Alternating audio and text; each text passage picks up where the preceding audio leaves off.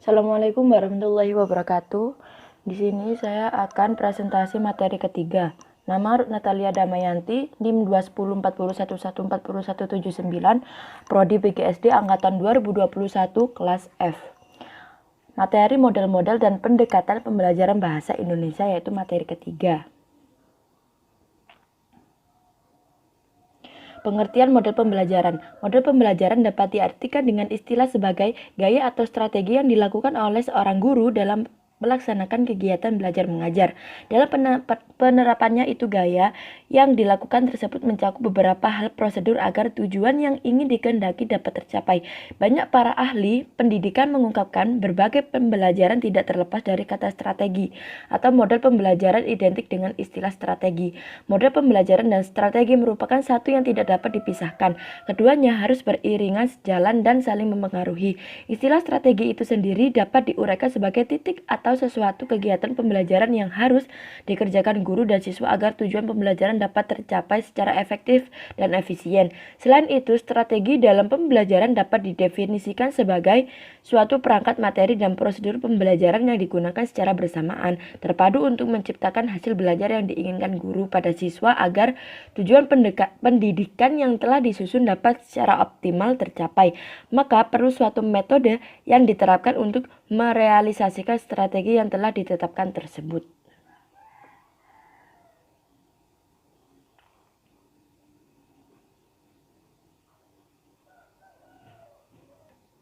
Selanjutnya yaitu model-model pembelajaran bahasa Indonesia.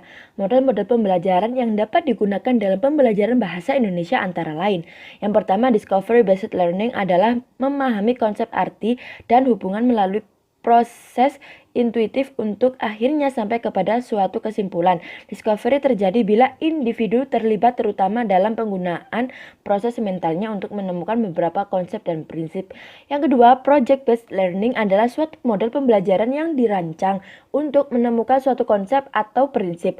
Model pembelajaran berbasis penemuan lebih menekankan pada penemuan discovery yang sebelumnya tidak diketahui dengan memberikan masalah yang direkayasa oleh guru kepada siswa.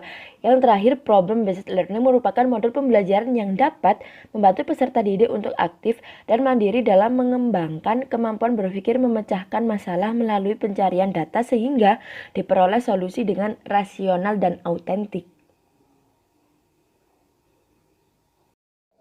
Selanjutnya yaitu model-model pembelajaran bahasa Indonesia.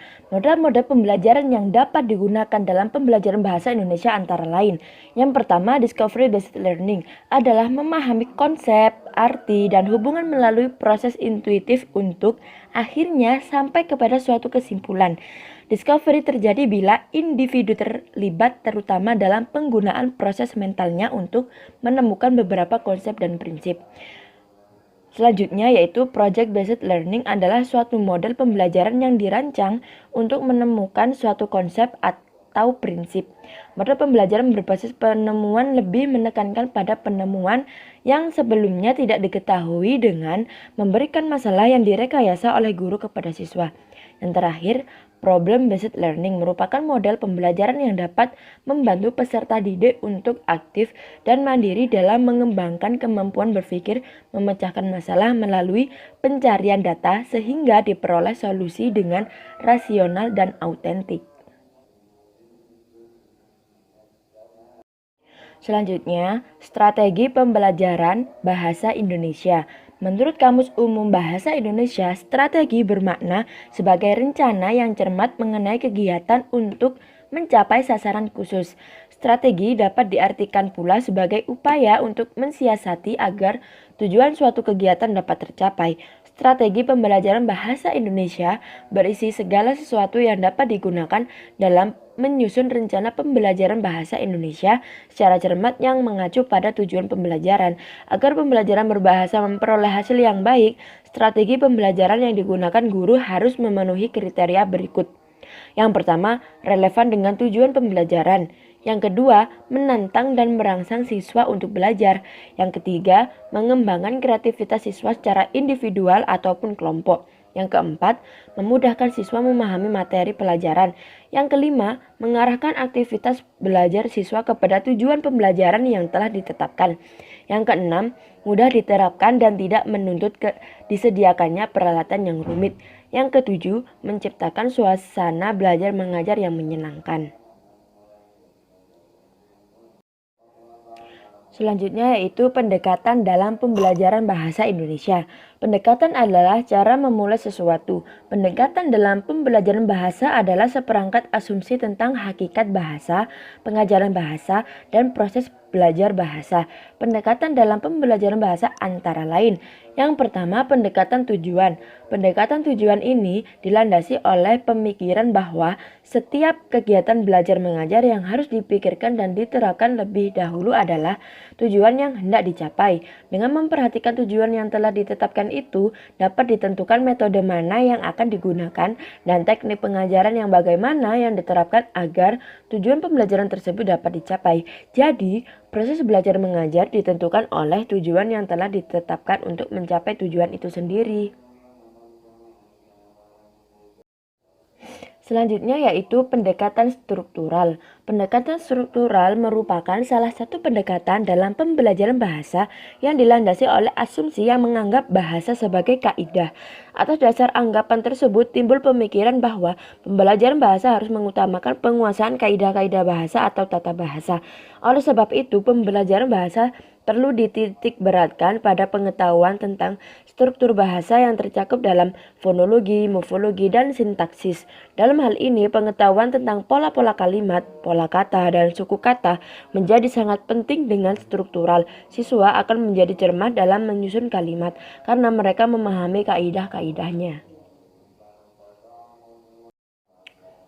Yang ketiga, yang selanjutnya yaitu pendekatan keterampilan proses. Pendekatan keterampilan proses adalah suatu pengelolaan kegiatan belajar mengajar yang berfokus pada pelibatan siswa secara aktif dan kreatif dalam proses pemerolehan hasil belajar. Keterampilan proses meliputi keterampilan intelektual, keterampilan sosial, dan keterampilan fisik. Keterampilan proses berfungsi sebagai alat menemukan dan mengembangkan konsep. Pendekatan ini merupakan pemberian atau menumbuhkan kemampuan-kemampuan dasar untuk memperoleh pengetahuan, pengalaman, dan kemampuan yang meliputi beberapa kemampuan seperti 1. Kemampuan mengamati prediksi. 2. Kemampuan menghitung. Ketiga, kemampuan mengukur. Keempat, kemampuan mengklasifikasi. Kelima, kemampuan menemukan hubungan. Keenam, kemampuan membuat prediksi. Dan seterusnya. Selanjutnya yaitu pendekatan world language. World language adalah satu pendekatan pengajaran bahasa yang menyajikan pengajaran bahasa secara utuh, tidak terpisah-pisah. World language adalah cara untuk menyatukan pandangan tentang bahasa, tentang pembelajaran, dan tentang orang-orang yang terlibat dalam pembelajaran. World language dimulai dengan menumbuhkan lingkungan di mana bahasa diajarkan secara utuh dan keterampilan bahasa, yaitu seperti menyimak, berbicara, membaca, dan menulis diajarkan secara terpadu. Selanjutnya yaitu menurut Rothman 1991 dan Frost 1991 ada 8 komponen. Yang pertama, reading aloud. Reading aloud adalah kegiatan membaca yang dilakukan oleh guru untuk siswanya. Manfaat yang didapat dari reading aloud antara lain meningkatkan keterampilan menyimak, memperkaya kosakata, membantu meningkatkan membaca pemahaman, dan menumbuhkan minat baca pada siswa. Yang kedua yaitu journal writing. Melalui menulis jurnal, siswa dilatih untuk lancar mencurahkan gagasan dan menceritakan kejadian di sekitarnya. Menggunakan bahasa dalam bentuk tulisan banyak manfaat yang diperoleh dari menulis jurnal. Antara lain, yang pertama meningkatkan kemampuan menulis, yang kedua meningkatkan kemampuan membaca, dan yang terakhir menumbuhkan keberanian menghadap risiko. Yang ketiga yaitu sustained silent reading. Sustained silent reading adalah kegiatan membaca dalam hati yang dilakukan siswa. Siswa dibiarkan untuk memilih bacaan yang sesuai dengan kemampuannya, sehingga mereka dapat menyelesaikan bacaan tersebut. Oleh karena itu, guru sedapat mungkin menyediakan bahan bacaan yang menarik dari berbagai buku atau sumber sehingga memungkinkan siswa memilih materi bacaan. Selanjutnya yaitu nomor 4, short reading. Short reading merupakan suatu pembelajaran membaca yang mempunyai tujuan untuk siswa dapat memahami isi bacaan secara utuh berdasarkan kerjasama atau saling berbagi informasi. Yang kelima yaitu guided reading. Guided reading disebut juga membaca terbimbing. Guru menjadi pengamat dan fasilitator. Dalam membaca terbimbing, penekanannya bukan dalam cara membaca itu sendiri, tetapi lebih pada membaca pemahaman. Dalam guided reading, semua siswa membaca dan mendiskusikan buku yang sama. Selanjutnya yang nomor 6 yaitu guided writing. Guided writing atau menulis terbimbing, peran guru adalah sebagai fasilitator, membantu siswa menemukan apa yang ingin ditulisnya dan bagaimana menulisnya dengan jelas, sistematis, dan menarik. Selanjutnya yang ketujuh yaitu independent reading. Independent reading atau membaca bebas adalah kegiatan membaca di mana siswa berkesempatan untuk menentukan sendiri materi yang ingin dibacanya. Membaca bebas merupakan bagian integral dari world language.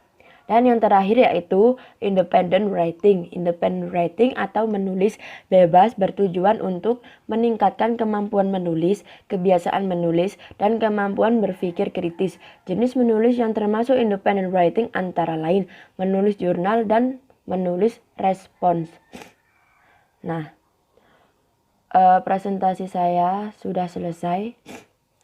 Forum pertanyaan dibuka. Ada yang ingin ditanyakan untuk materi yang telah saya sampaikan?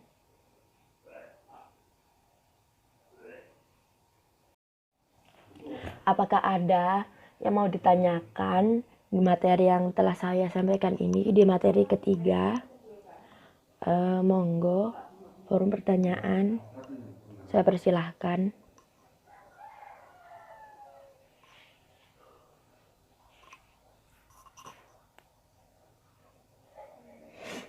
Oke, ada yang bertanya.